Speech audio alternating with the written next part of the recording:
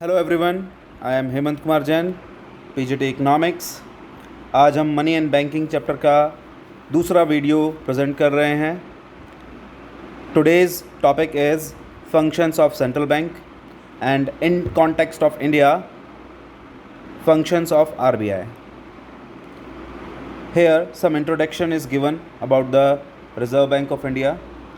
Reserve Bank of India was established on 1st April 1935 under the Act of RBI Act 1934. On 1st January 1949 it was nationalized and started working as Central Bank of India.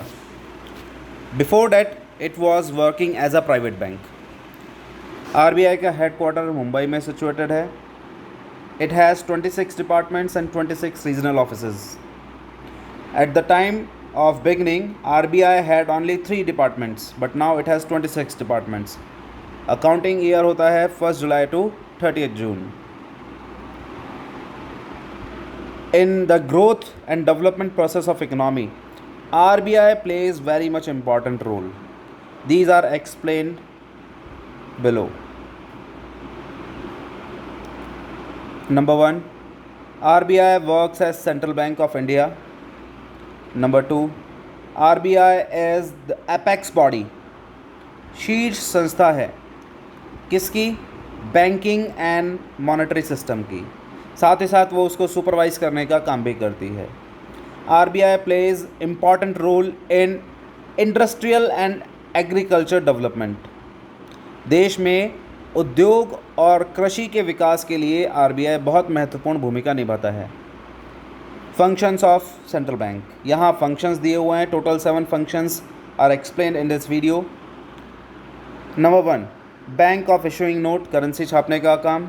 Banker to the government, bankers bank, lender of last resort, custodian of foreign exchange reserves, clearing house function, and the most important one, control on credit creation process.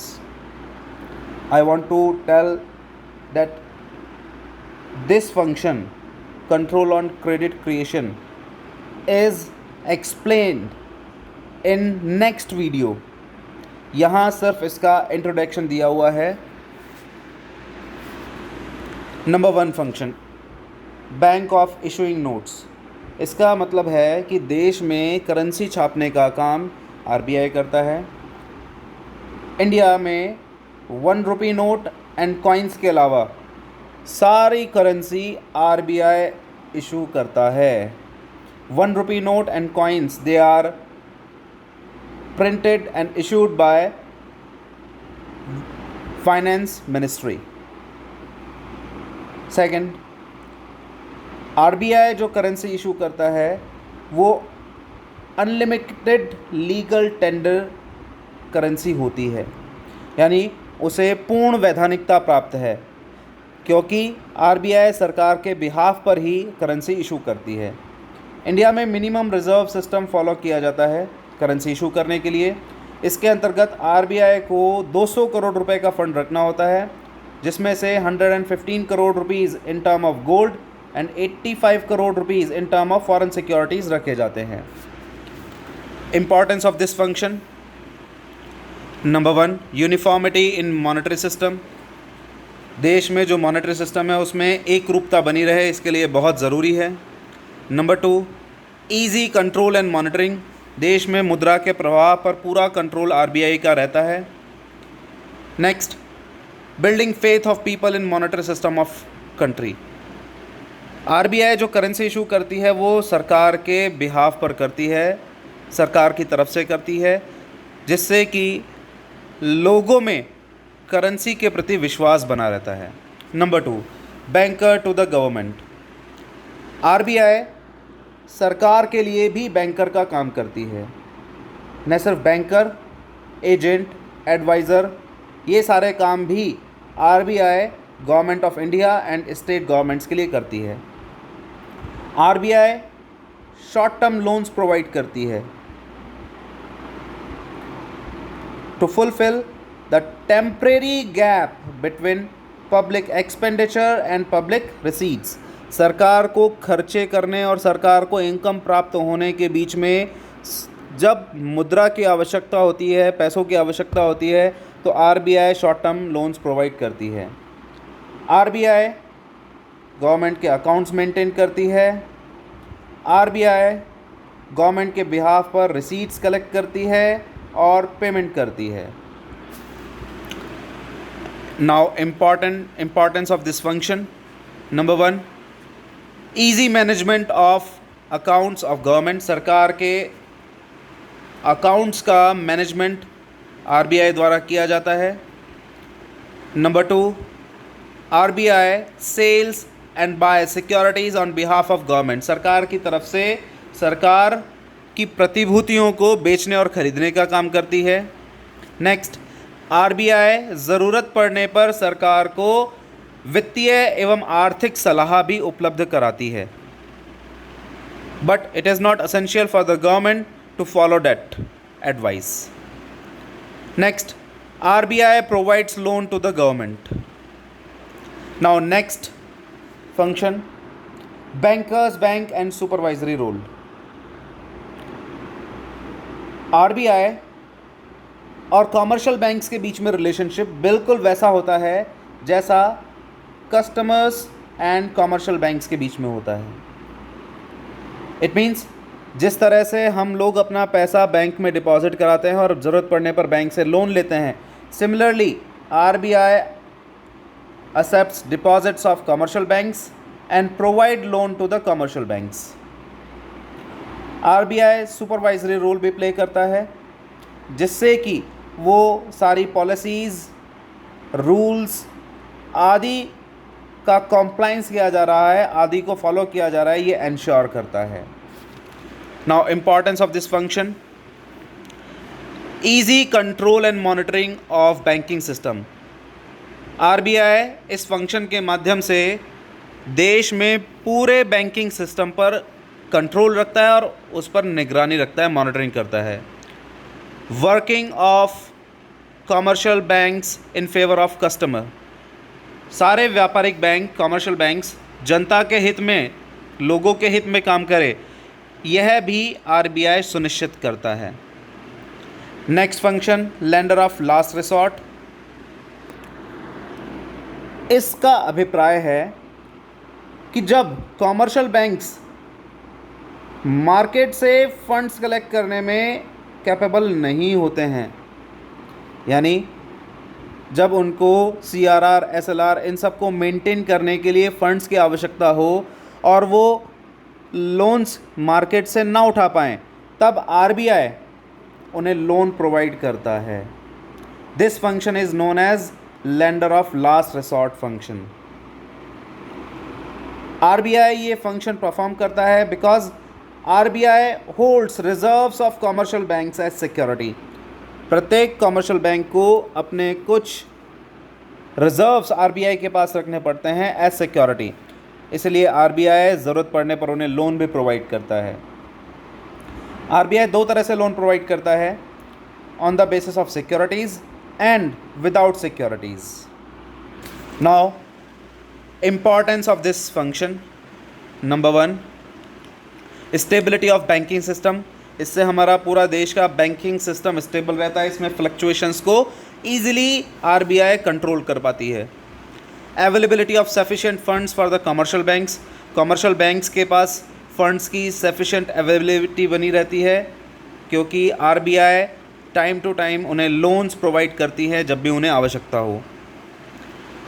Maintaining sufficient liquidity. Liquidity is the base of banking business. Commercial banks के लिए liquidity, तरलता यानी availability of cash बहुत ज़्यादा ज़रूरी है। RBI यह सुनिश्चित करती है कि प्रत्येक कॉमर्शियल बैंक के पास सफिशिएंट लिक्विडिटी बनी रहे। Next, custodian of foreign exchange reserve.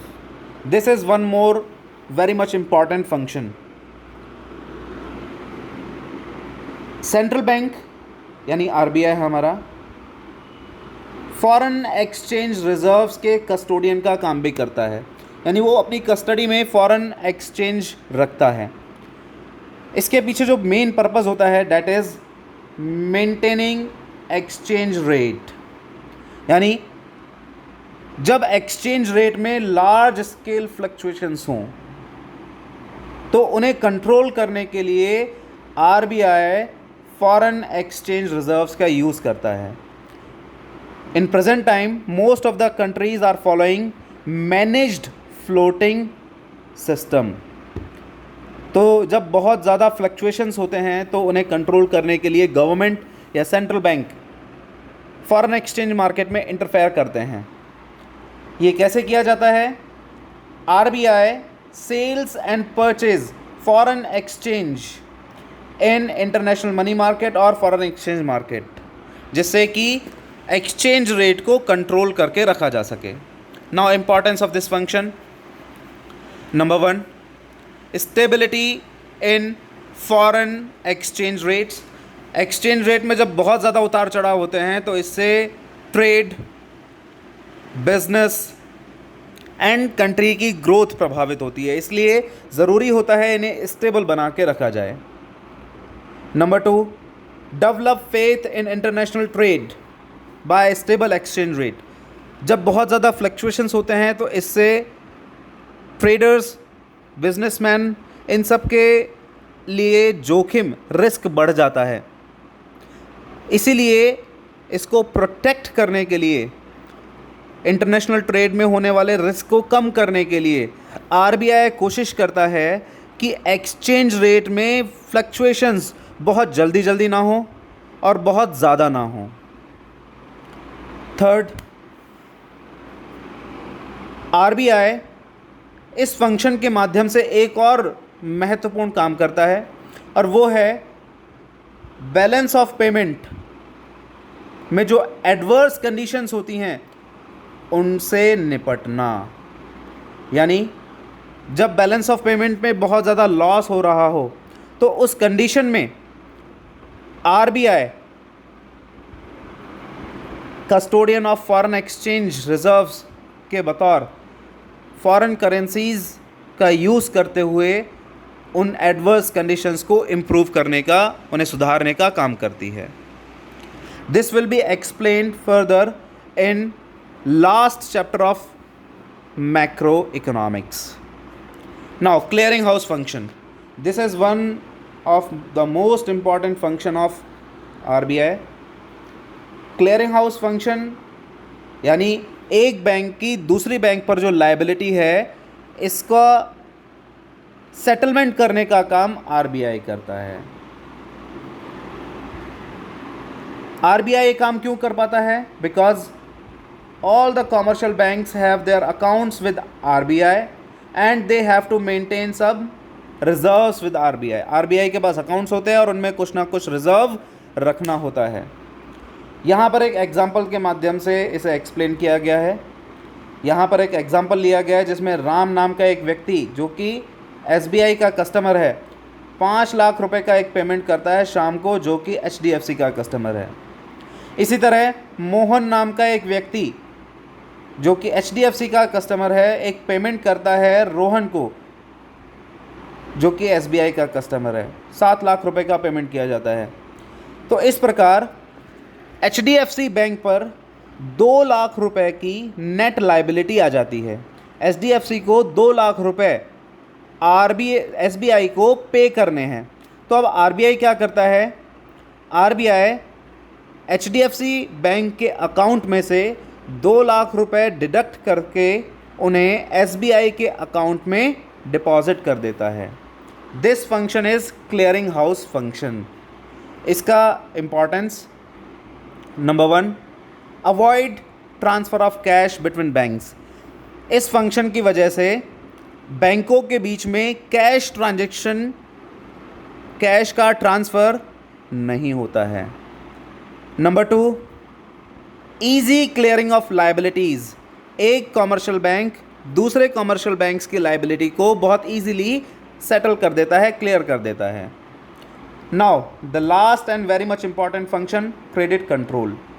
जैसा मैंने पहले बताया था, क्रेडिट कंट्रोल ये फंक्शन हमारा नेक्स्ट वीडियो में डिटेल से एक्सप्लेन किया जाएगा। यहाँ हम सिर्फ इसका इंट्रोडक्शन दे रहे हैं। क्रेडिट क्रिएशन प्रोसेस अगर अनकंट्रोल्ड रहे तो इससे इकोनॉमी में फ्लक्चुएशंस क्रिएट होते हैं, जिससे कि ग्रोथ नेगेटिवली अफेक्ट होती है।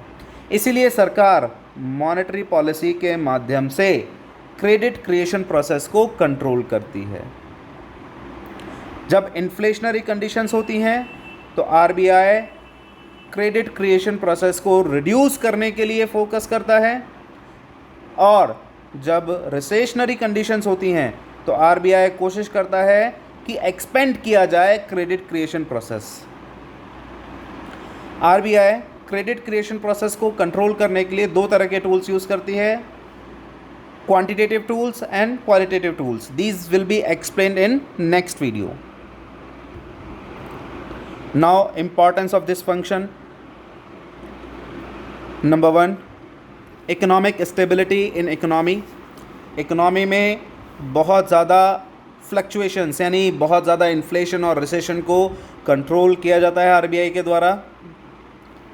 Number 2, protecting people from the adverse effect of economic fluctuations. Economic fluctuations की वजह से, बहुत ज़्यादा इन्फ्लेशन या रिसेशनरी कंडीशंस आने की वजह से growth and development process affect होता है, जिससे देश का हर वर्ग प्रभावित होता है। तो सरकार और आरबीआई कोशिश करते हैं कि इन फ्लक्चुएशंस को कंट्रोल करें। आरबीआई अपनी मॉनेटरी पॉलिसी के माध्यम से इसे कंट्रोल करने की कोशिश करती है। Third, maintaining growth of agriculture and industrial sector. सरकार क्रेडिट कंट्रोल के माध्यम से एग्रीकल्चर और इंडस्ट्रियल सेक्टर के लिए एक ऐसा वातावरण, एक ऐसा माहौल बनाती है जिससे कि दोनों की ग्रोथ तेज हो सके। ये फंक्शन हम डिटेल से विद क्वांटिटेटिव क्वालिटेटिव टूल्स हम नेक्स्ट वीडियो में प्रेजेंट करेंगे। Hello, I am Hemant Jain. If you find this video useful, then please like it, comment it. Your suggestions are highly appreciated, and share this video with other. Thank you.